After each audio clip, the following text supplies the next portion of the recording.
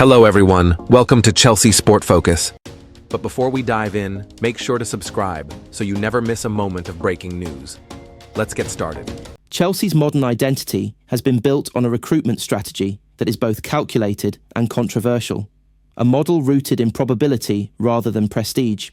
Over the past few seasons, the club has invested extraordinary sums in emerging talent, betting that from a wide pool of young, high-ceiling players, a core of elite performers would eventually emerge. It is a strategy that has reshaped the squad, lowered the average age, and fundamentally altered how Chelsea operate in the transfer market. Yet as the club enters another moment of transition, questions are growing louder about whether this approach alone is enough to deliver the very highest honours. There is no denying that Chelsea have spent heavily. The numbers are staggering, even by Premier League standards. But the focus of that spending has been clear. Instead of pursuing established global superstars in their prime, Chelsea have prioritised players who were not yet world-class at the time of signing, but who possessed the potential to become so. Cole Palmer and Moises Caicedo are the clearest examples of how this approach can work. Neither arrived as a finished product, yet both have developed into players who would be coveted by almost any elite club in Europe. This model has brought Chelsea some success. The squad, on paper, is strong enough to compete near the top end of the Premier League. There is depth, athleticism, and technical quality across multiple positions. However, there is also a growing sense that something is missing. While Chelsea have lifted the Club World Cup and the Europa Conference League, trophies of far greater prestige remain the true targets. Competing consistently for the Premier League and Champions League requires not just potential, but proven excellence. Against this backdrop, reports of a staggering £130 million bid for a world-class forward have caused shockwaves. Initially, attention was drawn to Morgan Rogers, a player of undeniable quality whose profile would fit neatly into Chelsea's existing structure. Rogers is talented, versatile, and capable of operating alongside Cole Palmer with the right tactical adjustments. However, moving Palmer away from central areas would inevitably dull his influence, and any such tweak would require careful consideration. What has truly ignited debate, however, are claims that Chelsea have gone far beyond that profile. According to reports emerging from Spain, the club have made a sensational £131 million offer for Vinicius Jr. If true, this would represent a dramatic departure from Chelsea's recent recruitment philosophy. Vinicius is not a developmental project. He is a global superstar, a Ballon d'Or contender, and one of the most decisive attacking players in world football. The numbers attached to Vinicius tell their own story.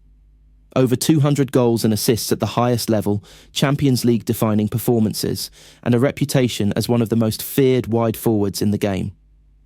He is the type of player Chelsea have consciously avoided pursuing in recent years, not because of a lack of admiration, but because of the financial and structural implications such a signing would bring. The idea of Vinicius at Stamford Bridge is intoxicating. He would instantly become the face of the project, elevate the team's attacking threat, and send a message to rivals that Chelsea are willing to re-enter the market for true superstars. Yet this is precisely where the tension lies. Chelsea's owners have been explicit about moving away from massive wages and Galactico-style deals that can distort dressing room harmony and long-term planning. Fabrizio Romano's comments on the matter have been particularly revealing. Speaking previously about links between Chelsea and Real Madrid stars, Romano made it clear that the club's direction does not currently align with players like Vinicius or Rodrigo. His explanation was not rooted in doubts about quality. On the contrary, he described both players as fantastic. The issue, he explained, was strategic. Chelsea, Romano said, are focused on building around players like Estevao, Cole Palmer, and other carefully selected talents who combine immediate impact with long-term value. The salaries, transfer fees, and commercial weight attached to players of Vinicius' stature run counter to that vision.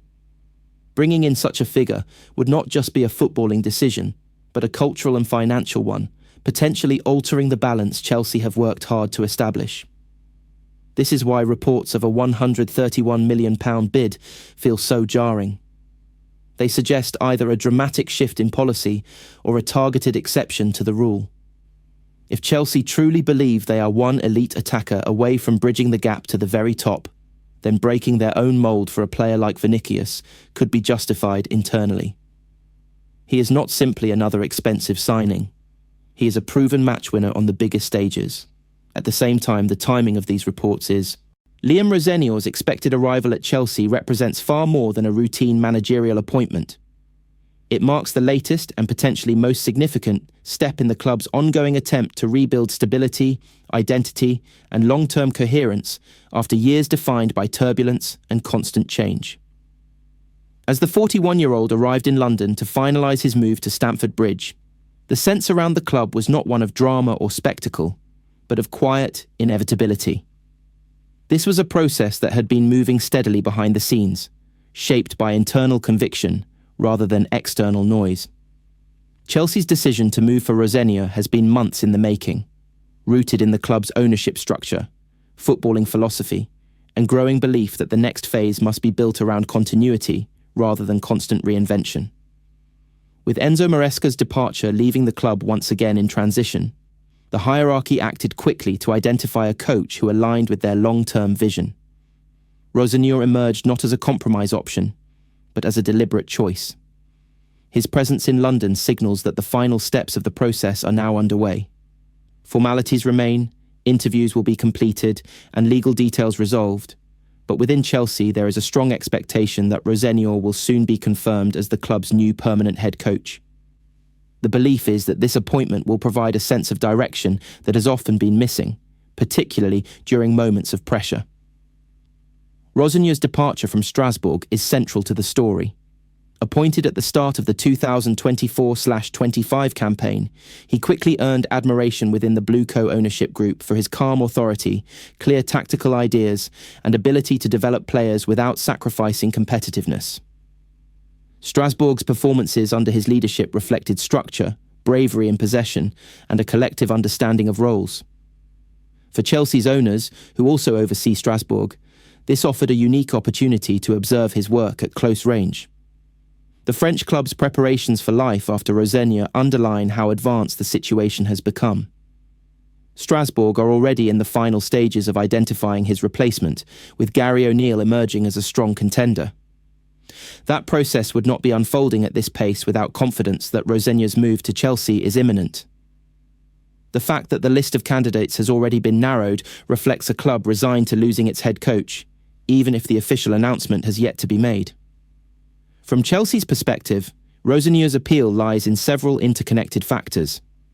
His footballing philosophy shares similarities with the approach Marresca attempted to implement, meaning the squad will not be required to undergo